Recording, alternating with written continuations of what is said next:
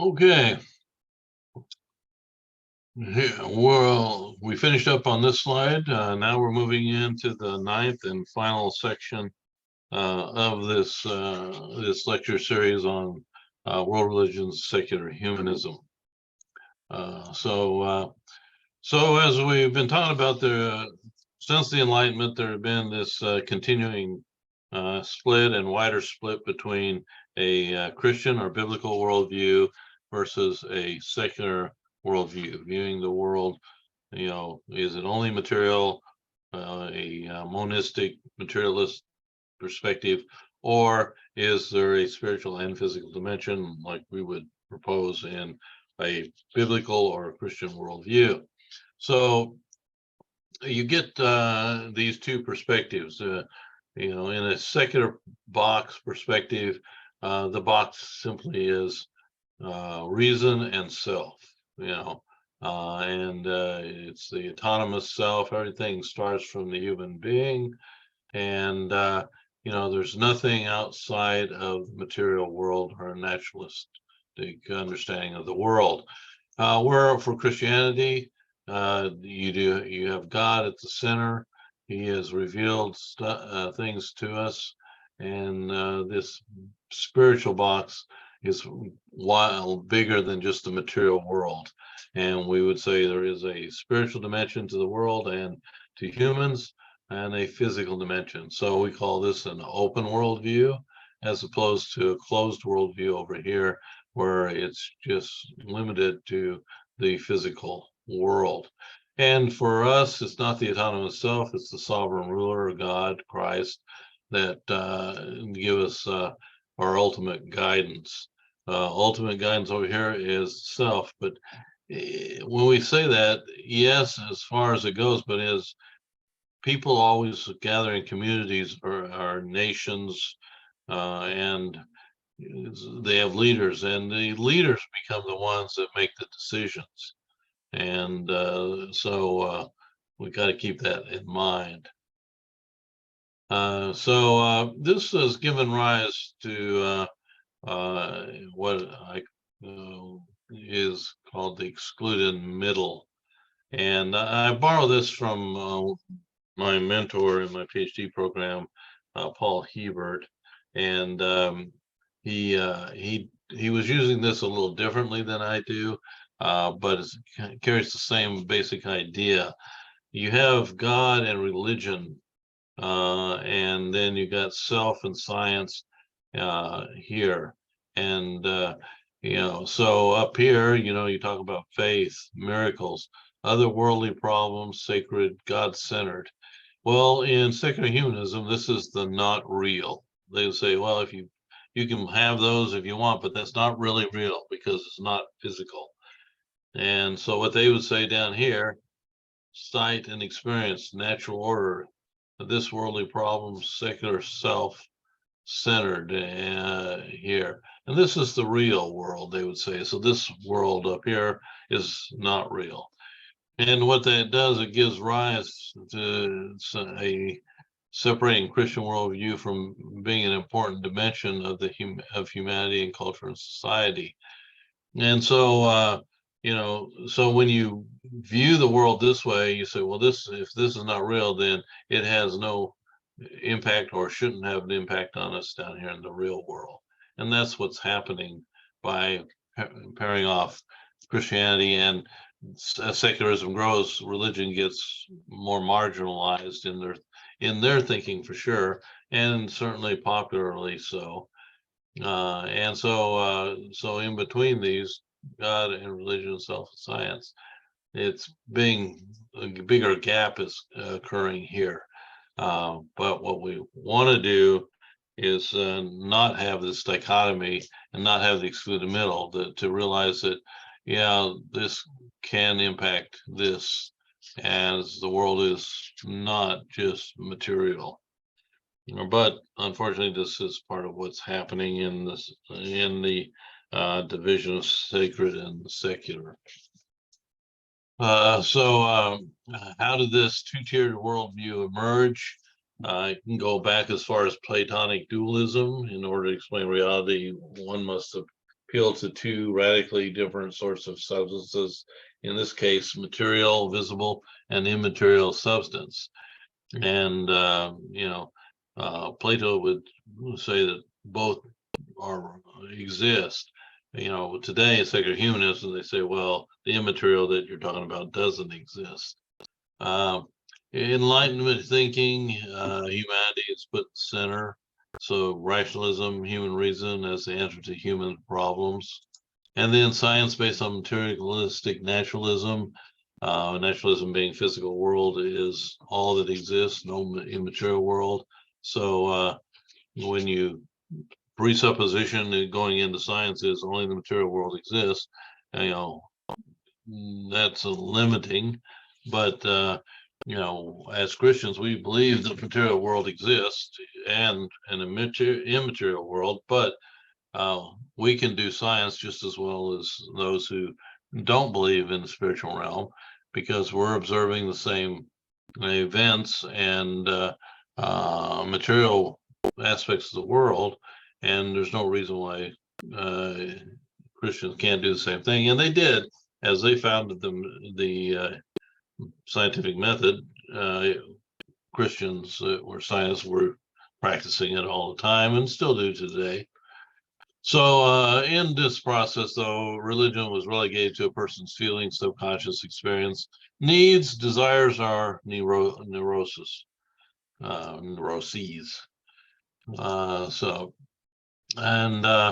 Religion reactive rather than engaging secular thought. And this is one of the areas we'll talk about in the last presentation in the course. We sometimes just react to what's going on instead of, engaging it in ways that can be helpful. So the two-tiered division, this is the result is it has given rise to secularization of science and the mystification of religion. So it's saying secular science, it's saying science can only be practiced from a materialistic or a naturalistic perspective. You can't have someone practicing it that's got believes in the spiritual dimension. So you have the mystification of religion. In other words, religion is really real type of thing. So science deals with the empirical world using mechanistic processes based on the certitude of sense experience, experimentation, and proof from observation of natural law. Religion it has been relegated to faith in dreams, visions, inner feelings, subjective thinking, and expectations, exceptions to natural law. That is like miracles and spiritual realm. So again, this dichotomy here between the Christian worldview or biblical worldview and the secular worldview.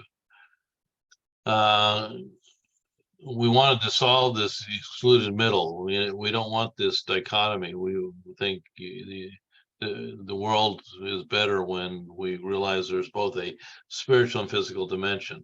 So in doing this, we're not confining God to the supernatural realm only, or removing the spiritual dimension of our world completely from our understanding. But that's what secular humanism is trying to do, is to remove the spiritual dimension from our thinking as something really real. On the other hand, we as Christians, we want to bring the spiritual realm and make the spiritual realm known, that it is involved, and God is working. So our Christian worldview is not viewing the world as simply a system of autonomous scientific laws. Certainly there are scientific laws, and Christians are part of those who have discovered them. But this world has, been organized, and there's good arguments to show that this would take a person, intelligent design. In other words, someone could design it as it is. And in our reading from Moreland, you saw a lot of that. Uh, and then third, recognizing both the spiritual and physical nature of our world and people. And then fourth, recognizing God is involved in human history, affairs of nations, peoples, and individuals. Preeminently in Christ, we see this. The Bible reveals how God has always been involved in the world he created.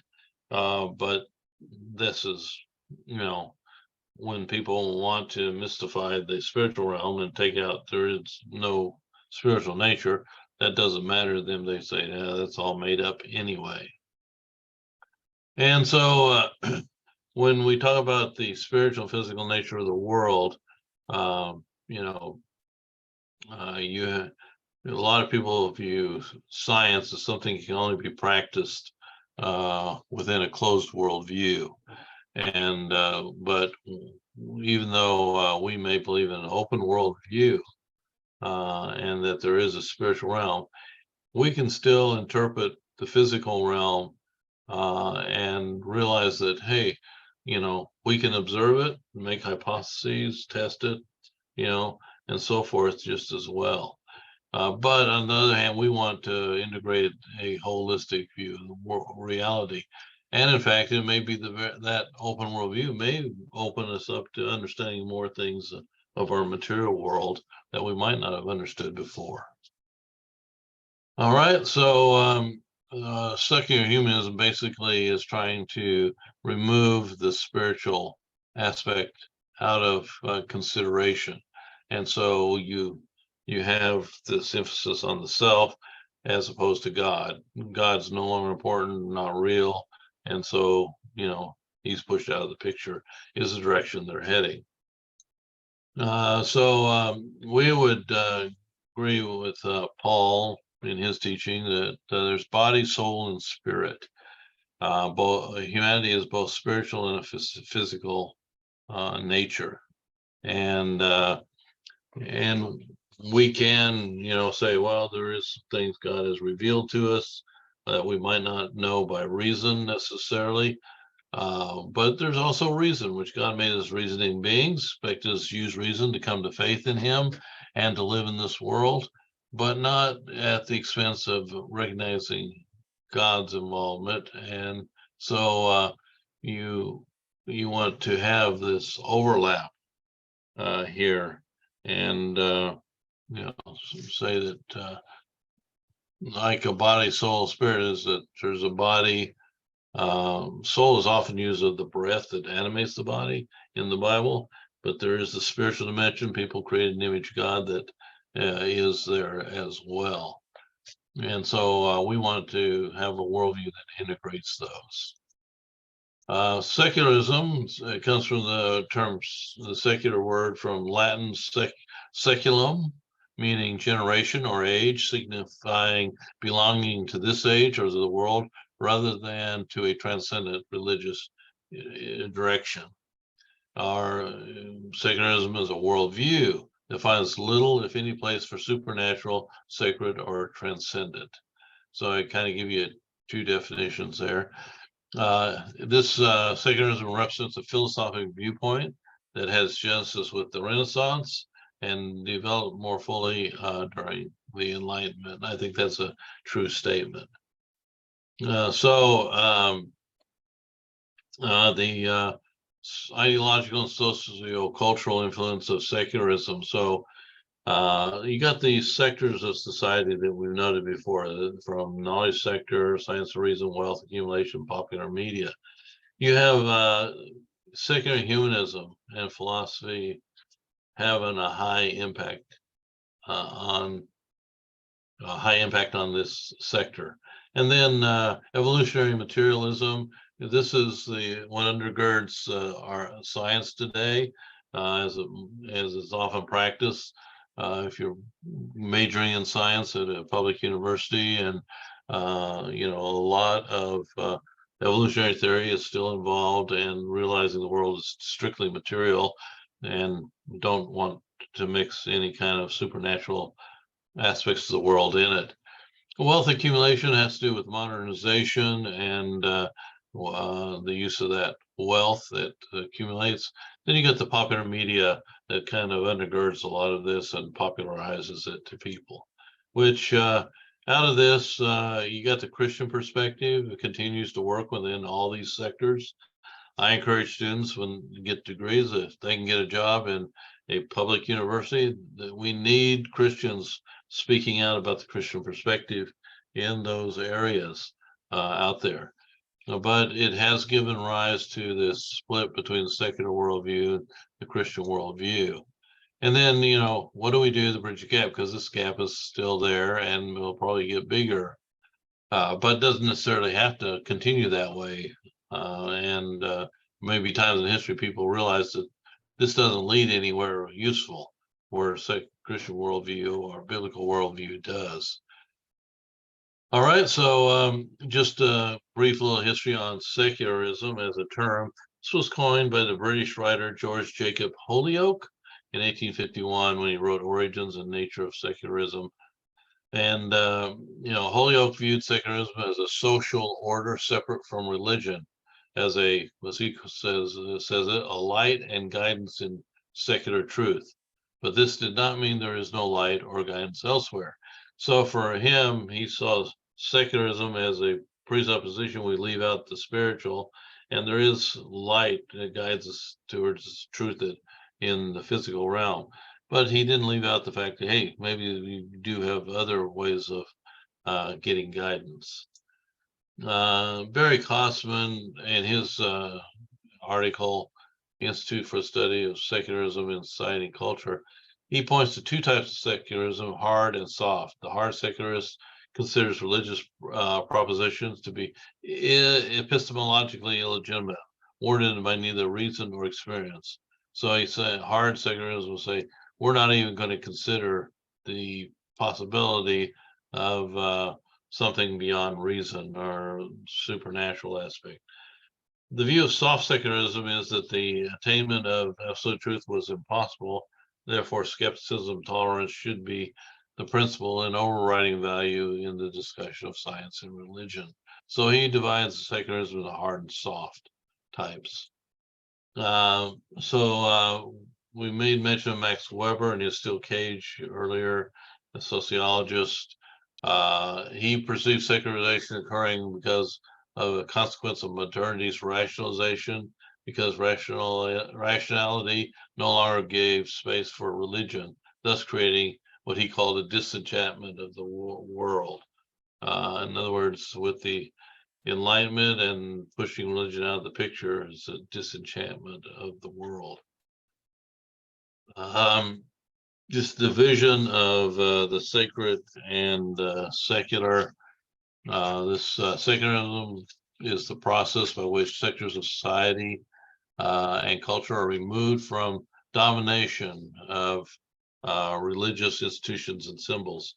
And we do see this happening, if you look at all the old cities that they're like Boston and others that, the center place in town was the church, a church building that had been built, and oftentimes they held court there and other things that were not necessarily religious.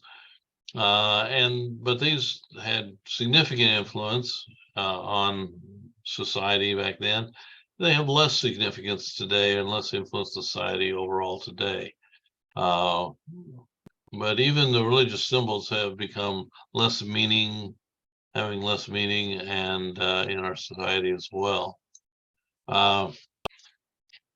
This is from Peter Berger. He says, as there is a secularization of society and culture, so there's a secularization of our consciousness. And that is true. We can start looking and acting as if only the physical world exists. And that's the way a lot of people live their lives. A lot of people are not secular humanists by ideology. They just live their life that way, as if there is no spiritual dimension. And so there is this secularization of our conscience, and we can easily fall into that category, particularly with all the pressure of social media and media in general, pushes that agenda overall.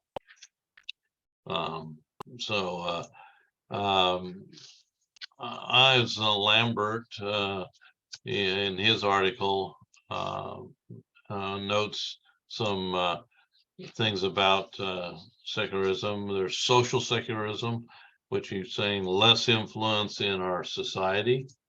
Organizational secularization, less spiritual emphasis in our churches and other institutions. We may think, wait, how can you have secularism in churches? Well, there are churches that don't believe in the spiritual dimension. There are leaders in the church that don't believe in the spiritual dimension. And so it can happen and has historically happened. But in other organizations besides churches, individual secularization, less of a Christian worldview. In other words, we individually can, start buying in, or whether we think about it or not, to understanding the world around us as simply the physical world. And then secularization produces emphasis on this worldly orientation rather than otherworldly orientation. In other words, it says you should only be oriented towards this spirit, this physical realm.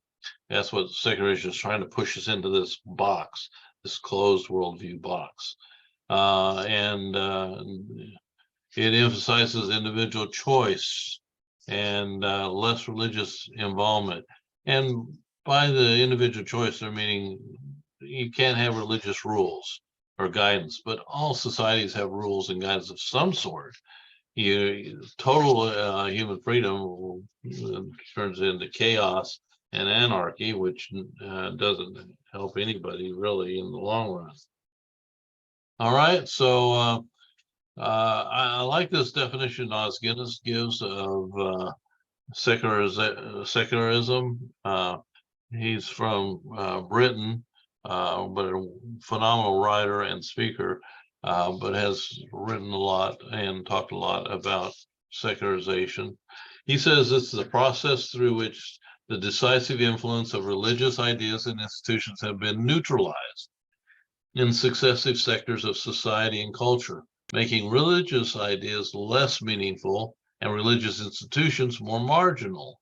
In particular, it refers to how our modern consciousness and ways of thinking are restricted to the world of the five senses. Restricted to the world of the five senses. I like this definition. It'll probably appear on the exam that you might want to know it. But it really points out what's happening within the secularization process. So to just summarize some definitions of secularization, it's the process through which successive sectors of society and culture are freed from the influence of ideas, religious ideas, and influences.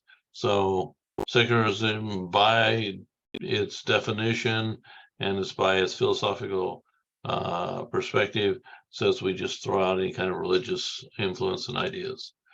It's a historical process in which religious beliefs, values, and institutions are increasingly marginalized and lose their value and importance. This is all coming out of Os Guinness's definition.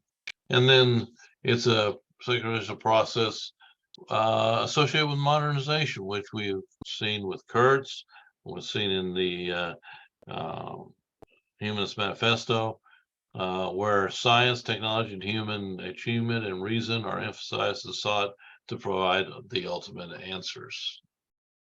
All right, so secularized religion means transforming the nature and meaning and place of religion in society, where it emphasizes this world oriented rather than other world oriented. There are already religions and groups of religions that pretty much have bought into that, and they don't talk much about the spiritual realm, if any, but they're very oriented to this world and to the expense of the other world. The book, The Christian Mind, is an older work which talks about the secularization of Great Britain. Interesting information in that. So secularism ultimately is denial of reality of the spiritual realm in the events of human life. So some elements of secularism autonomy of the individual, as we've seen, power of human reason. Only real world is from sensory perception.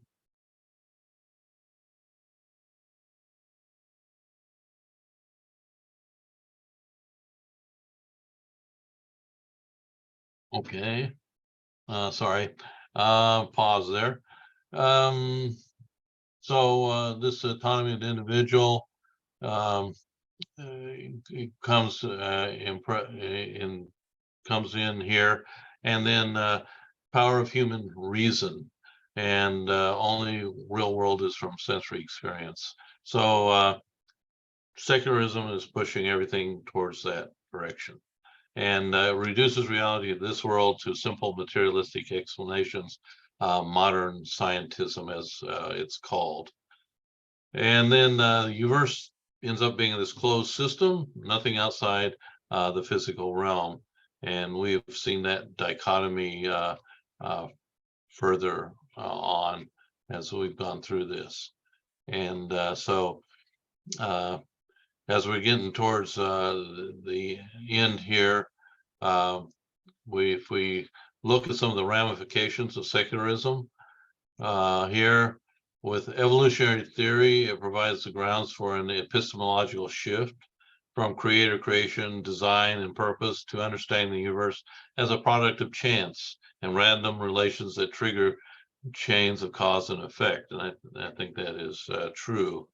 But when you really look at the universe and see how it's organized and designed in such specific ways and fine-tuned, as Moreland points it out, that this just doesn't fit with even what we are observing. But it does give it's given rise to the denial of moral absolutes, because if it's just chance and random, where's the morals come from? And God becomes remote, as in deism, or God's existence is denied, as in atheism. And of course, you have scientism becomes the authority, not science. Uh, Something is true, rationally justified, or known if and only if it is a scientific claim that has been successfully tested, that is being used according to the appropriate scientific method. Now, we've noted already, it's self-refuting. Scientism is something itself that cannot, its presupposition about reality can't be proven by the scientific method. And so in and of itself, it can't be proven by the method. It's saying only it can be used. So, and we're not going to spend any more time discussing that. So there are some ramifications of secularism. Secularism worldview became a rival to religious worldview, which became marginalized as a product of particular historical, cultural, and socioeconomic contexts. It reduces the influence of religion in society. We tend to rely on reason and science at the expense of God's revealed will. So religion is marginalized in a way to answer ultimate questions and provide ethical and moral norms or sanctions relative to a culture. And this is the direction that secularism takes us. However, we know that in the Christian perspective and the spiritual dimension of things does have impact, and people can have those in their lives despite the push of secularism. Some more ramifications of secularism. Secularism works against Christian principles by putting self and reason above revelation and belief. And that because since there's no spiritual realm, there wouldn't be this direction from God. Secularism increases the marginalization of Christianity to be simply a self-help crutch for the weak-minded. And you'll often see writers like the New Atheists will write about, you're intellectually weak if you have to believe in something above humanity, above this physical world. I would argue just the opposite. It takes a lot of reason and thinking, and takes a lot of intelligence to understand a world that is an open world view, that is both spiritual and physical dimensions. And if you look through history, a lot of history where that is the case. Public morals become increasingly personalized and privatized. Well, this has led to, moral relativism, in the sense that, whoever has the power at the time can decide what's morally right and wrong. There is no universal moral codes left. And then, so morals become relative and reliance on instrumental reason to find the truth. Reason is the only way to find any truth. There can't be any kind of revealed truth involved. And then the scientific method is the only one that can find truth, but scientific method can't find a lot of things. We all generally believe in love, but you can't prove love by scientific method, along with many other things, as you read when you read Nancy Pearcey's book. Just as we finish up here, I think we have about 5 more slides here.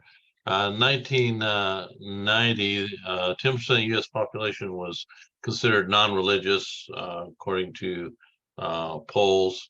In 2000, this went up to 15%, up for 40 million claimed to be non-religious. In 2010, it went up to 16.5. So you can see there is a increase, although secular hypothesis failed. There has been, a general increase in this. Now, by non-religion, we have to realize that these polls, when they ask them, they say, well, are you affiliated with a religion? And people will say, and it will say, are you an atheist, or are you agnostic, or whatever? Are you not affiliated with a religion? And these become known as the nons. And basically, but it doesn't mean they're not religious necessarily. They're just not affiliated with a religion specifically. They may be spiritual, they may believe in God. So you got to understand what that area of nons includes. But an atheist would be a non, and a gnostic would be a non. But somebody who just doesn't attend church but still believes in God and other things, can be in that group too. In 2020, Europe's Eurobarometer poll of the EU nations, 27 EU nations, 27% said there's no God, 26% felt like there was a life spirit or some kind of spiritual force, and 51% said there is a God. So despite how Europe is not as religious as like the United States, it still has significant religious presence. But you have places like the Czech Republic, former communist country, 84% say there's no personal God, or Sweden, 82% say there's no personal God, or France, 73%. But on the other hand, you have Italy, it's only 26%, or Ireland, 30%. And you notice these have something in common. They highly Catholic and to some extent Protestant countries. Germany, kind of in between at 56%, UK at 63%, no personal God. But it does give you a sense of where things are in the Western world on things. So what secularism does not mean, greater freedom for people. It only means freedom from the spiritual dimension, really, if you buy into that. And so the 20th century saw the least amount of freedom due to secular politics. So if you look back at Nazism and communism particularly points out that their secular political systems really did not create greater freedom. In fact, they had less freedom under those systems by far. So just in real life, this proves out what secularism doesn't do. greater concern for people. But there's no intrinsic values. They say, well, humans are most important, yes, but who determines the value? Well, if you're at the heap of the political government of communism, you would say, well, we're going to kill anybody that doesn't agree with us on our political philosophy. Well, that doesn't show the value of humanity. The moral code for that is if it helps us keep our power and get in this particular political system, we're willing to kill tens of millions of people to get it done. Third, people and life will improve. Only physical world orientation only leaves little or no hope. Again, people and life will improve. This hasn't proved out with systems that throw out the spiritual dimension like communism. And really what that does is it gives people little hope in the world they live in. So this really hasn't panned out. And so in the real world, people are less judgmental. They tend to think, well, if you're secular humanist, you're going to be less judgmental towards people. You can see how that doesn't. Secular ideas can be just as opinionated and judgmental as non-secular. And so that's just not a true statement. All right, so just to finish up here, some books that have come out in the 20th century, 21st century, I should say, from what they call the New Secularists or New Atheists, I should say, The God Delusion by Richard Dawkins. So notice just the title goes back to what we talked about. How do they explain religion? Well, it's a delusion. Breaking the Spell, Religion is a Natural Phenomenon by Dennett. Natural phenomenon, things that, occur in nature that make us think religiously, but are not real. The End of Faith by Harris. The God, the Failed Hypothesis. Like the secular hypothesis failed, he's saying God, this. He also wrote God, the Folly of Faith, the Incompatibility of Science and Faith. But there's plenty of writings out there about the compatibility of science and faith. God is Not Great by Christopher Hitchens. Atheist Manifesto, The Case Against Christianity, Judaism, and Islam by Onfray. But if you want to read people that were at the forefront or are still at the forefront of, secular humanism and are avowed atheists, these guys would fit the bill. And it's good to know what they think. So it's interesting. Dawkins and Denton want to be called brights, like I am bright or intelligent. Dawkins defined a bright as one who espouses a worldview that is free of the supernatural and mysticism. Dennett states, quote, "We brights don't believe in ghosts, elves, or the Easter Bunny, or God." So notice, it's talk about, not being judgmental. They're pretty judgmental about the idea that you believe in God. Their point, of course, is that they're too smart to believe in something supernatural, supernatural aspect of the world. And so they just assume if you believe in supernatural, you're not very bright. They're the bright ones. They're the intelligent ones. So they may give you a sense of how they view things. But on the other hand, if you want some good writings by various people, here's a few of them. William Lane Craig, Reasonable Faith, Defending Biblical Christianity. These guys are at the top of their fields, and I note where they're from and where they've been teaching. Os Guinness, The Great Quest, Invitation to an Examine Life and a Sure Path to Meaning. And Os Guinness does a lot of work in lecturing.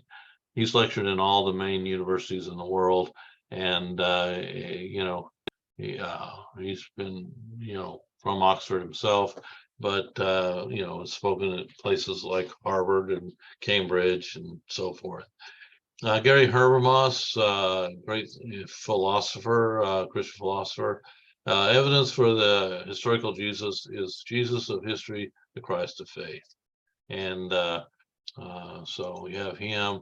J.P. Moreland, you read one of his books, and he he was a scientist who became a philosopher, has his PhD in philosophy. Nancy Pearcey, you read one of her books. She's got a number of them. Very impressive lady, and certainly gives you a lot to work with when talking about secular humanism, humanism in what she writes. One of my favorites, who has passed, Francis Schaeffer, who influenced highly Nancy Pearcey. Escape from Reason is one of his first little book, but he had many others. And but he was early on a person that was dealing with the rise of secularism in the 1960s, 70s, and the 80s, and wrote significantly about it. All right, so that brings us to the end of this series of lectures on world legends and secular humanism.